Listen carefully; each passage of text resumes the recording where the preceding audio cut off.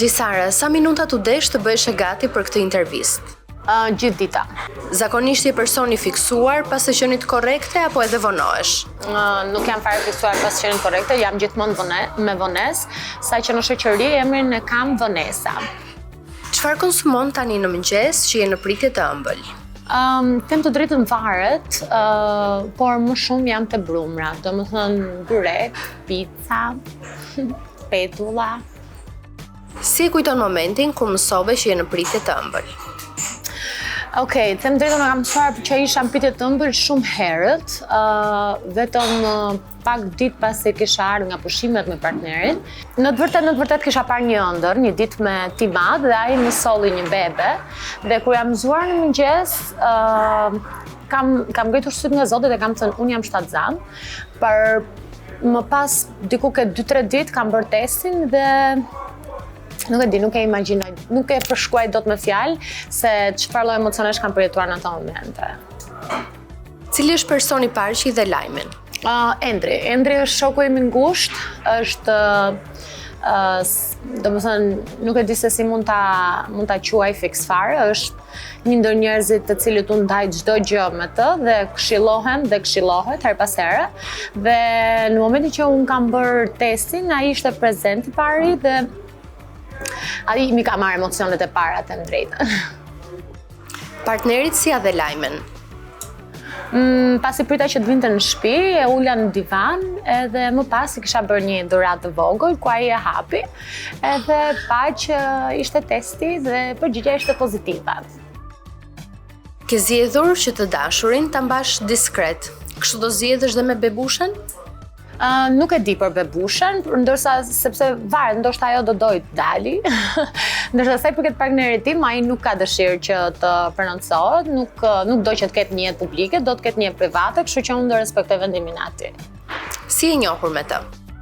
Shoqëri e përbashkët. Çfarë kishte ai të veçantë që të bëri të mendosh se është i dukuri? Shiko, unë kam thënë gjithmonë që personi që do jetë krah meje, do jetë një njeri i kundërt nga karakteri im. Dhe ai ka gjërat që mua më mungojnë, pra është si tip puzzle-i. Unë kisha ndërtuar gjithë gjën time dhe më mungonte vetëm një puzzle i vogël dhe ai është fiks puzzle-i që më duhej. Pra, nëse unë jam shumë ekspresive, ai është shumë i qetë. Nëse unë jam tip që nuk e kam mendjen, për shembull, nuk mërzitem, po nuk i vë re, nuk jam njëri që i vë re shumë gjërat. Ai është e kundërta, ai është njëri që i vë shumë re, është shumë detajist, ndërkohë që unë nuk jam e tillë. Kështu që mendoj se fakti që ai ka gjitha gjërat që unë kam kërkuar tek një mashkull, e bën atë që të ketë qenë zgjidhja ime. Përveç dashurisë, se e dua. Keni menduar për emrin e vajzës?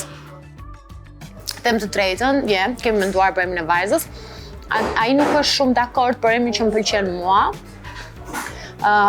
Kështu që akoma nuk e kemi vendosur në grup, domethënë në familje, por unë personalisht e kam vendosur se si do ta quaj gotën time.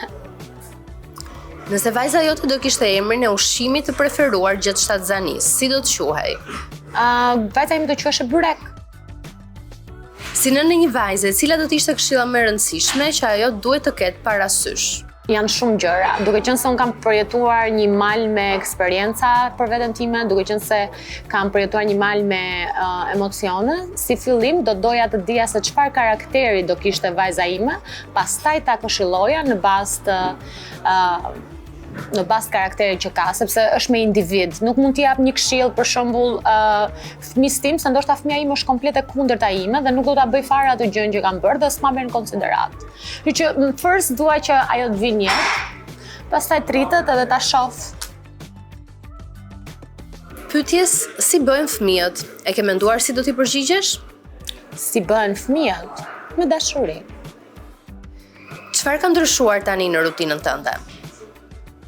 Deri tani në rutinën time nuk ka ndryshuar pothuajse asgjë. Unë vazhdoj të bëj të njëjtat gjërat që kam bërë deri më parë. Ndoshta, kam seleksionuar pak punët, të tipit nëse vjet unë punoja drek dark, supozohet, për një festë. Tani preferoj të punoj vetëm o në drek o në dark. Nuk dua t'i bëj të dyja, sepse më jep her pas here lodhje. Por në përgjithësi nuk ka ndryshuar asgjë. Deri tani unë jam shumë okej, faleminderit Zotit. Cila është gjëja që po shijon më shumë në këtë periudhë? Llastimi, edhe fakti që unë mund të bëj kërkesat e mia dhe ato plotësohen. Shpresoj në jem duke vetja si magjistare kështu. E kërkon, e vën dorën kështu edhe vjen. Po diçka që të bezdis më shumë? Fakti që gjatë gjithë kohës njerëzit janë kështu, po se ti je shtatzan, e kupton? Unë nuk kam përjetuar them drejtën pjesën që të më thonë njerëzit akoma që se je shëndoshur. Kështu që deri tani jam shumë mirë. Tani e mbrapa, shpresoj që ato që do ta shohin këtë intervistë mos e bëjnë. Shpesh në shtatzani memoria përkeqësohet. Ke patur në një situatë? Të merr. Unë harroj, gjatë gjithë kohës jam në harrez. Domethënë mund të them që do bëjmë këtë gjën dhe nëse nuk kam dikë për të ma kujtuar, as si konkret Endrin, e harroj që unë e kam për ta bërë. Ke patur luhati humori? Kam pasur dhe vazhdoj të kem. Për çfarë ke gëzuar më shumë ose për çfarë ke qarë? Për çfarë kam gëzuar më shumë? Kam gëzuar pjesëmarrjen time këtë vit në Këngë Magjike, gjithë suksesin që ne të dyja bashkë morëm, dhe kam qarë, po prapë në Këngë Magjike, sepse si duket kisha një mal me emocione, edhe ato emocionet më shpërthyen në atë lloj gjendje që unë isha. Nepsi më i çuditshëm? Turshit. Keni nisur me veshjet? Të them të drejtën, shumë pak. Dhe ato që akoma unë, them drejtën, nuk i kam blerë gocës një robë që te ketë blerë mami. Do më thënë të gjitha robat që ajo ka deri tani, ja ka blerë ose shoqet, ose mbesat e mia që janë nipi im, asnjë robë nuk ja ka blerë mami, se nuk e di, po mendoj që kam kohë të filloj me rrobat, se s'kam kufus rrobat e mia për momentin. Ke zgjedhur lindje natyrale apo cesariane? Qatë këtë shkujti i madh i sot. Unë me shpirt dua ta bëj natyrale patjetër, por nuk i dihet. Shpresoj që mos kem asnjë komplikacion dhe të kem mundësi ta bëj vetë. Si e mendon veten si mami? Nuk e di. Shiko, gjithë jetën time e kam menduar që do jem një mami shumë e mirë. Mendoj unë, do jem edhe pak e rreptë, se nuk e di pse, po jam pak kështu, jam fanatike për disa gjëra të caktuara. Po në përgjithësi, duke qenë se unë jam marrë shumë me rritjen e nipit edhe të vajzave të shoqeve të mia, më të ngushta, mendoj që gjëja që më karakterizon më shumë të është durimi, edhe koha që unë u jap fëmijëve dhe mënyra se si unë zgjedh të komunikoj me to. Kështu që mendoj që si një mami do jem një mami e mirë, por do ta shohim. Dhe si di. Shpesh njerëzit japin këshilla gjatë shtatzanisë pa ja u kërkuar, të ka ndodhur? Jo, sepse unë nuk kam preferuar të rri me njerëz në këtë periudhë. Domethënë njerëzit që janë afër meje në këtë periudhë janë thjesht njerëzit e mi më të afërt. Le të themi që pas ndrimit të jetës së babait tim, unë kam bërë shumë ndryshime në veten time, edhe qoftë kjo edhe në pjesën e miqësisë, e shoqërisë, qoftë kjo edhe në pjesën e njerëzve që jam pasur të njohur, kam vendosur disa kufij dhe as nuk kam dhënë mend dhe as nuk kam lejuar dikën të m'japi më mend. Kështu që ja. Nisur nga fëmijëria jote, çfarë është diçka që vajza jote s'do doje që ta kalonte? Nuk do doja që vajza ime të smuresh për asnjë gjë në botë. Nuk doja të përjeton të pjesën për shembull që kishte vajtje ardhje në për spitale këtë gjë. Kurse pjesën tjetër do doja shumë që fëmia im të kalonte të njëjtën, pak a shumë një fëmijëri të bukur siç ka qenë fëmijëria jonë. Se mendoj që fëmijëria që është tani janë të afeksionuar pas telefonit, televizorit, iPadit, kompjuterit dhe nuk jetojnë. Dhe kjo më duket që është pak si gjuna për ta. Gjisara, çfarë shofere je? Shofere mirë, unë nuk e kaloj 90-ën. Për mua shpejtësia më lartë është shpejtësia 90. Gjatë një debati me një person, je ajo që i hedh benzinë zjarrit apo ajo që shuan konfliktin? Them të drejtën, do gënjeja nëse do thoja që jam ajo që shuaj konfliktin. Por varet dhe nga personi. Nëse këtu flas për shembull marrëdhënie me partnerin tim, po jam unë ajo që shuaj zjarrin, sepse mendoj që patjetër njëri duhet lëshoj pe, edhe ne të dy jemi shumë kokfort. Dhe unë preferoj të mos bëhem kokfort me atë, kam zgjedhur mos bëhem kokfort me atë, sepse në fund ditës e dua dhe krenarinë e kam lënë më njanë. Ndërsa kjo gjë vlen edhe për nënën time dhe për motrën time, ndërsa ndonjëherë për shembull nuk vlen për Endrin. Pra, nëse unë zihem me Endrin, dihet që nëse ai nuk ulet, situata shkon shumë keq. Me raste, varet kush është prezent. Po janë shumë të pakët njerëzit që unë mund debatoj, se në përgjithësi u alej marr njerëzve. It's okay. Nuk kam qef sherrët.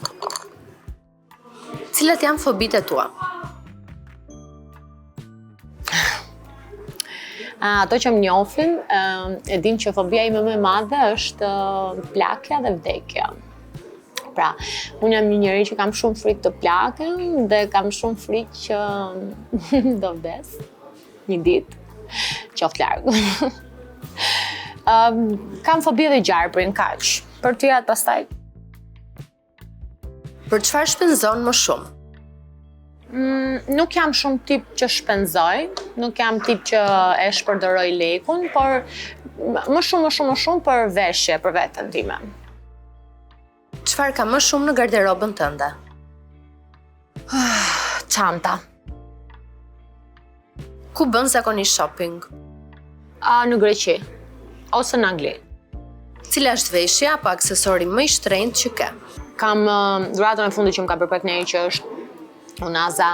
Kjo unaza që ka disa gur diamanti. Po më e lira? Më e lira janë rrobat e gjumit që unë i kam blerë në Primark. Ke ndjekur ndonjëherë dikë në rrjetet sociale? Jo, nuk e kam bërë asnjëherë.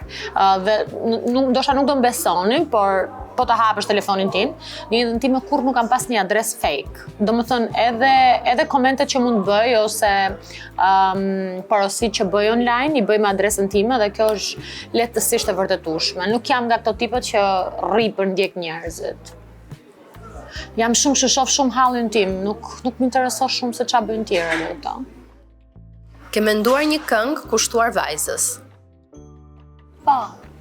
Dhe ne jemi duke punuar për këtë këngë. Unë jam duke punuar me Kledi Bahitin, edhe tekstin ma ka bërë Rozana Radi.